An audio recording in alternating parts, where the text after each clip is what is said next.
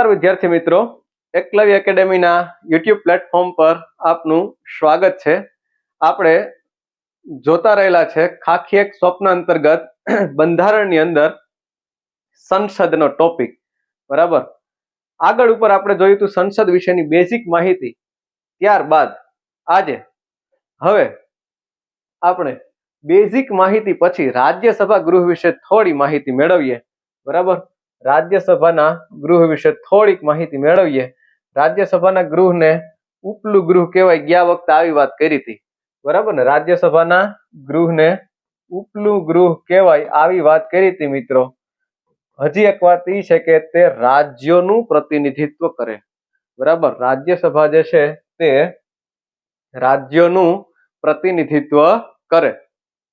Okay, અનુચ્છેદ 80 માં આપણા બંધારણમાં રાજ્યસભાની રચના વિશે વાત કરી। રાજ્યસભાની રચના વિશે વાત કરી। વાત એવી છે કે રાજ્યસભાની રચના જે છે તે આપણા બંધારણમાં મહત્તમ કહેવાય કે 250 સભ્યની આપેલી છે। હાલની જો રાજ્યસભા આપણી જે છે તેની અંતર્ગત આપણે વાત કરીએ હાલની, તો હાલની જે રાજ્યસભા તે 245 સભ્યોની બનેલી છે, બરાબર। આ જે વાત છે મિત્રો તે દરેક રાજ્ય, કેન્દ્ર શાસિત પ્રદેશ અને ચૂંટાયેલા સભ્ય સિવાય રાષ્ટ્રપતિ દ્વારા નિમણૂક પામેલા સભ્યો, બરાબર, આ બધાથી ટોટલ રીતે બને, બરાબર। તમારા સિલેબસમાં સંસદની અંતર્ગત ગૃહનું માળખું જે છે તેને આપણે સમજવાનો પ્રયત્ન કરીએ કે ભાઈ માની લો કે હાલની રાજ્યસભા જે છે તે 245 સભ્યોની છે, બરાબર। અનુચ્છેદ 80 માં વાત કરી તો કઈ રીતે, તો કે મિત્રો આમાંથી 12 સભ્યો જે છે, 12 સભ્યો તે રાષ્ટ્રપતિ દ્વારા નિમાય છે। કેવી રીતે, તો કે ભાઈ રાષ્ટ્રપતિ જે છે તે સાહિત્ય, કલા, વિજ્ઞાન, સમાજ સેવાના ક્ષેત્રમાં જે કોઈ આગળ છે તેમાંના કોઈ વ્યક્તિને રાષ્ટ્રપતિ જે સીધા છે તો કે રાજ્યસભાના ગૃહ માટે તો કે નિમતા હોય। ઓકે, આવું શા માટે, તો કે ભાઈ આવું વ્યવસ્થા જે છે તે રાખવાનું કારણ જો હોય તો અહીંયા ભારતની અંદર જે કોઈ પણ બિલ અથવા તો ખરડો જ્યારે સંસદની અંદર કાયદો બને અથવા તો કોઈ યોજના બને, બરાબર, એની અંદર જ્યારે તેની ચર્ચા વિચારણા થાય ત્યારે જે તે ક્ષેત્રને લગતું જે ખરડો અથવા તો બિલ હોય તેમાં પુખ્ત ચર્ચા, મેચ્યોર ચર્ચા જે છે એને અવકાશ રહીએ અને એક બિલ અથવા તો ખરડો જે છે પ્રજાકીય લાભ માટે સૌથી વધારે ઉપયોગી નીવડે એટલા માટે થઈ અને આવા અલગ અલગ ક્ષેત્રના લોકોને છે તે તો કે સીધા નિમવામાં આવે છે, બરાબર। આ એનું પ્રયોજન છે। ઓકે, એટલે આ 12 સભ્યો લખી દઈએ કે ભાઈ સાહિત્ય, કલા, વિજ્ઞાન અને સમાજ સેવાના ક્ષેત્રો, સમાજ સેવાના ક્ષેત્રો, આની અંતર્ગતથી રાષ્ટ્રપતિ તો કે નિમણૂક કરે।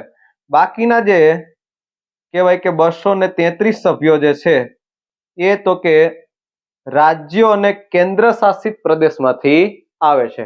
એમાંથી મિત્રો 8 જે સભ્યો કહેવાય તે કેન્દ્ર શાસિત પ્રદેશમાંથી આવે છે અને બાકીના 225 સભ્યો જે છે તે તો કે રાજ્યોમાંથી આવે છે। ઓકે, ચૂંટાઈને, આ પણ ચૂંટાઈને, આવી રીતે ટોટલ જે કહેવા જઈએ મિત્રો તે 245 સભ્યોની રાજ્યસભા જે છે એ ફોર્મ થયેલી છે હાલ તકે। ઓકે, અહીંયા મિત્રો 250 માંથી 238 સભ્યો ટોટલ ચૂંટાઈને આવે અને પ્લસ 12 ની નિમણૂક રાજ્યસભાના માટે થઈ અને રાષ્ટ્રપતિ તો કે આ મુજબ કરે। પણ હાલની જે રાજ્યસભા છે તે 245 સભ્યોથી બનેલી છે, આ રીતે બનેલી છે મિત્રો। હવે બીજી વાત એ છે કે આ જે સભ્ય છે મહત્તમ સંખ્યા છે તે પણ પ્રયોજન એવું છે કે દરેક વસ્તી ગણતરી પછી ફરીથી ફેરબદલી ફેરગોઠવણી થતી હોય, બરાબર, એટલે સીટની સંખ્યા ફરી જાય. પણ હાલ તકે આ જે કહેવાય કે સભ્ય સંખ્યા જે છે રાજ્યસભાનું માળખું તે 1971 ની વસ્તી ગણતરી મુજબ છે મિત્રો, યાદ રાખજો. 1971 ની વસ્તી ગણતરી મુજબ છે, બરાબર. આ જે છે વાત તે રાજ્યસભાનું માળખું જે છે હાલનું એની વાત કરેલી છે. સંરચના જેને કહેવાય રાજ્યસભાની, અનુચ્છેદ 80 અંતર્ગત આવી ચર્ચા થયેલ છે મિત્રો. અહીંયા યાદ રાખજો, 12 સભ્યો રાષ્ટ્રપતિ નિમે છે અને બાકીના સભ્યો તો કે ચૂંટાઈને આવે છે. બાકીના સભ્યો જે છે તે તો કે ચૂંટાઈને આવે. ઓકે, આગળ વાત કરીએ મિત્રો, રાજ્યસભા અંતર્ગત આગળ વાત કરીએ. રાજ્યસભાનો કાર્યકાળ, રાજ્યસભાનો કાર્યકાળ તો કે ભાઈ રાજ્યસભા કાયમી ગૃહ છે, તેનું ક્યારેય વિસર્જન થશે નહીં. ઓકે, અહીંયા જે વાત કરી છે મિત્રો તે કેવી રીતે તો કે ભાઈ રાજ્યસભા છે લોકસભાની જેમ 5 વર્ષનો કાર્યકાળ ધરાવતી નથી.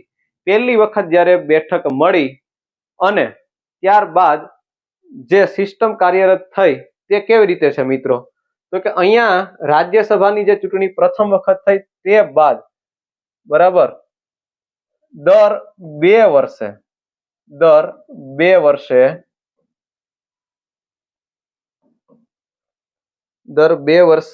મિત્રો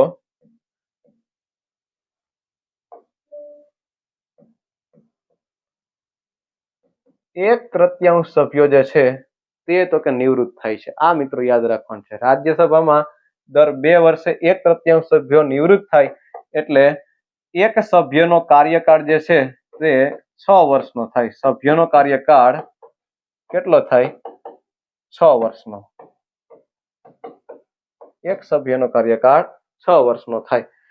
એટલે રાજ્યસભાનું ગૃહ જે છે તે લોકસભાની જેમ 5 વર્ષની કહેવાય કે મુદ્દત છે એની જેમ છે નહીં. આ મિત્રો યાદ રાખજો, રાજ્યસભાનું ગૃહ દર 2 વર્ષે 1/3 સભ્યો જે છે તે નિવૃત્ત થાય. એક સભ્યનો કાર્યકાળ 6 વર્ષની આજુબાજુનો હોય. મિત્રો હજી વાત યાદ કરાવી દઉં કે રાજ્યસભાનું ગૃહ જે આપણે ફોર્મ સંરચના જોઈતી 245 સભ્યો ટોટલ છે, બરાબર. એમાંથી કહેવાય કે 233 સભ્યો ચૂંટાઈને આવે છે રાજ્ય અને કેન્દ્ર શાસિત પ્રદેશમાં.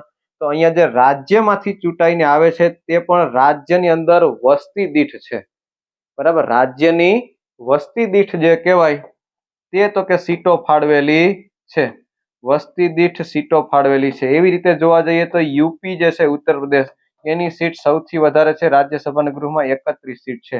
અને મિત્રો યાદ રાખજો, ગુજરાતની 11 સીટ, રાજ્યસભાની કેટલી સીટ ગુજરાતની તો કે 11 સીટ છે.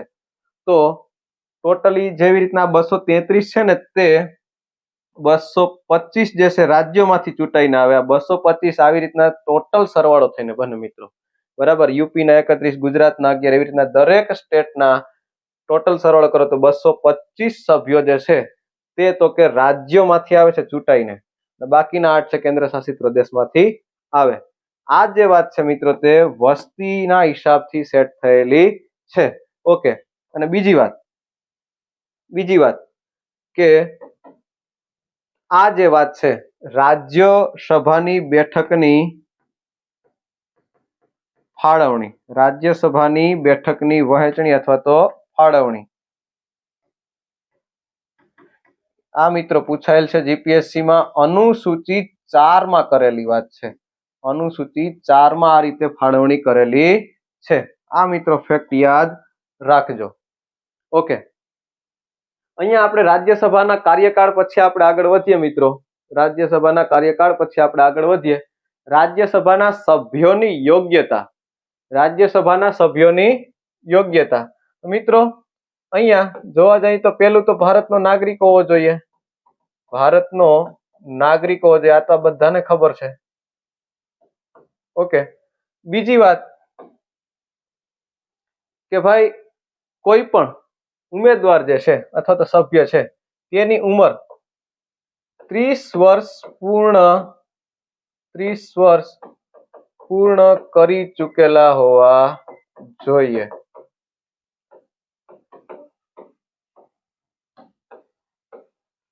ઓકે, આગળની વાત, લાભનું પદ ધરાવતો ન હોય એટલે કે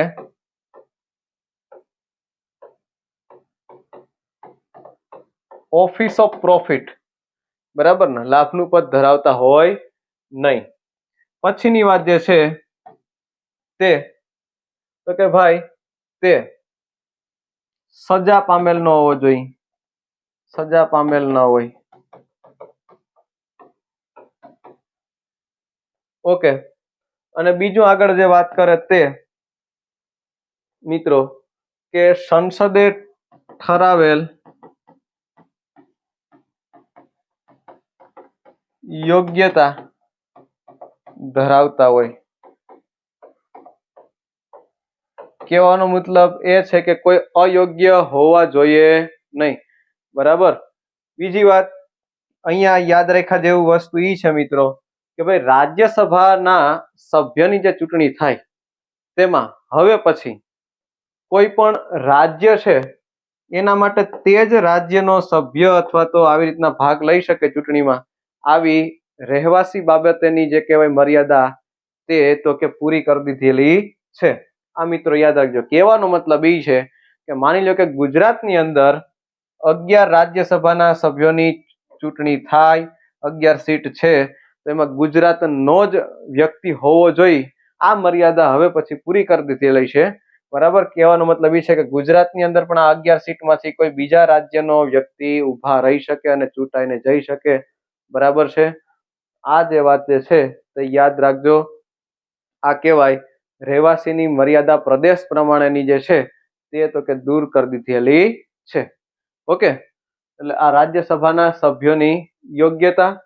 આગળની વાત કરીએ, રાજ્યસભાના સભ્યોની ચૂંટણી. મિત્રો રાજ્યસભાના સભ્યોની ચૂંટણી જે છે, રાજ્યસભાના સભ્યોની જે ચૂંટણી છે તે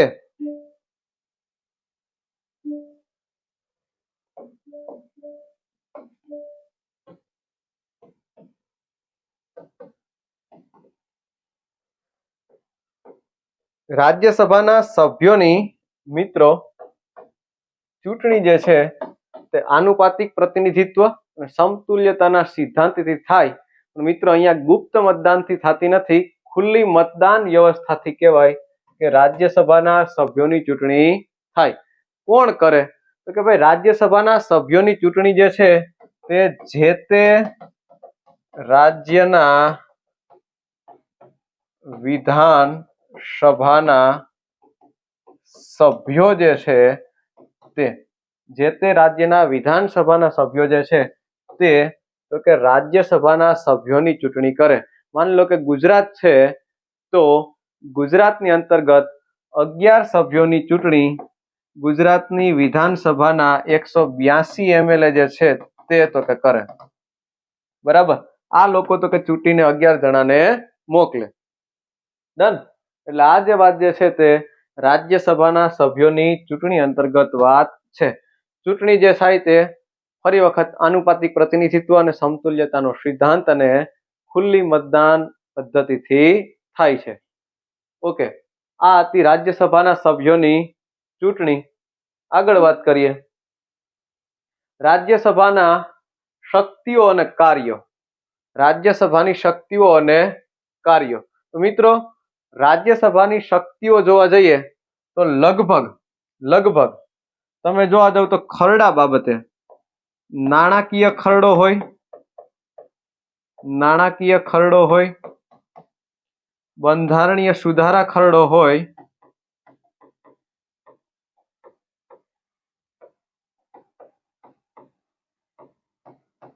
કે સામાન્ય ખરડો હોય, આ શક્તિઓ જે છે તે સમકક્ષ લોકસભાને જ છે, લોકસભાને સમકક્ષ છે, બરોબર. પરંતુ નાણા ખરડો જે છે તેમાં તો કે સત્તા અથવા તો પાવર લોકસભાનો વધારે છે. શા માટે? તો કે ભાઈ નાણા ખરડો જે છે તે સૌ પ્રથમ લોકસભાના ગૃહમાં જ આવે છે, બરાબર. અને ત્યારબાદ રાજ્યસભાના ગૃહમાં જ્યારે આવે છે નાણા ખરડો, ત્યારે માત્ર 14 દિવસ આપવામાં આવે છે. પણ માની લો કે કોઈ સજેશન છે, સુધારો છે, બરાબર, તો સૂચવવા માટે. બાકી કોઈ જ બીજો પાવર આગળ, બરાબર, રાજ્યસભાનો નાણા ખરડા બાબતે છે નહીં. માન લો કે 14 દિવસમાં કંઈ પસાર ન પણ કરે તો પણ લોકસભા તેની રીતે પસાર કરી દે છે નાણા ખરડો, બરાબર. એટલે આની અંતર્ગત પાવર જે છે તે તો કે લોકસભાનો વધારે છે. આગળ વાત કરીએ, અનુચ્છેદ 249 અંતર્ગત રાજ્ય યાદીનો કોઈ પણ વિષય જે છે તે કહેવાય રાજ્યસભા જે છે તે હાજર રહી અને 2/3 સભ્યોની બહુમતી દ્વારા, બરાબર, ત્યાં તો કે કાયદો ઘડી શકે છે સંસદમાં રાજ્ય યાદીના વિષય અંગે, અનુચ્છેદ 249 અંતર્ગત, બરાબર. ત્યારબાદ અનુચ્છેદ 312 અંતર્ગત તો કે અખિલ ભારતીય સેવાઓ, ઓલ ઇન્ડિયા સર્વિસીસ જેને કહેવાય, all India services, Akhil Bharatiya સેવાઓ, તેને તો કે હાજર રહી અને 2/3, બરાબર, વિશેષ બહુમતી દ્વારા અખિલ ભારતીય સેવા છે તે બનાવી શકે અથવા તો ખારીજ પણ કરી શકે. અનુચ્છેદ 312 અંતર્ગત રાજ્યસભાને પાવર મળેલા છે. આ મિત્રો રાજ્યસભાની અલગ અલગ શક્તિઓ અને કાર્યો છે. તે સિવાય મિત્રો રાજ્યસભા છે તે શું કરે? તો કે રાજ્યસભા છે તે રાષ્ટ્રપતિ, ઉપરાષ્ટ્રપતિ જે છે, બરાબર, એની ચૂંટણીમાં ભાગ લે,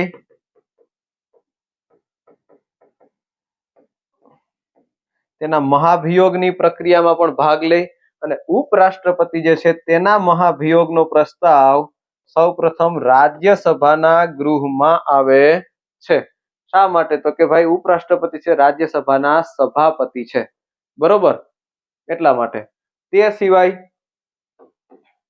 સિવાય તો કે અન્ય જે કહેવાય પદાધિકારીઓ, તેના મહાભિયોગમાં પણ રાજ્યસભાનું ગૃહ તો કે ભાગ લેતું હોય, બરાબર.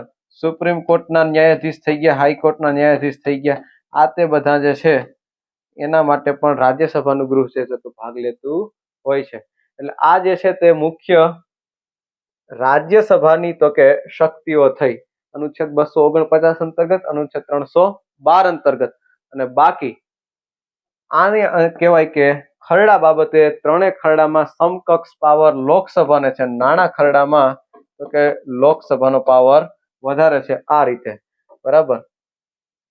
આ ટોટલ થઈ ગયું રાજ્યસભાની શક્તિઓ અને કાર્યો. મિત્રો અહીંયા સુધી રાખીએ રાજ્યસભાનું, બરાબર, સંરચના જોયું, મુદ્દત, કાર્યકાળ, રાજ્યસભાના સભ્યો, બરાબર, એની યોગ્યતા, અને ત્યારબાદ આપણે જોયું રાજ્યસભાના કાર્યો, બરાબર. આ બેઝિક્સ વસ્તુઓ જે કહેવાય એ આપણે તો પૂર્ણ કરી. ફરી મળીશું. Thank you.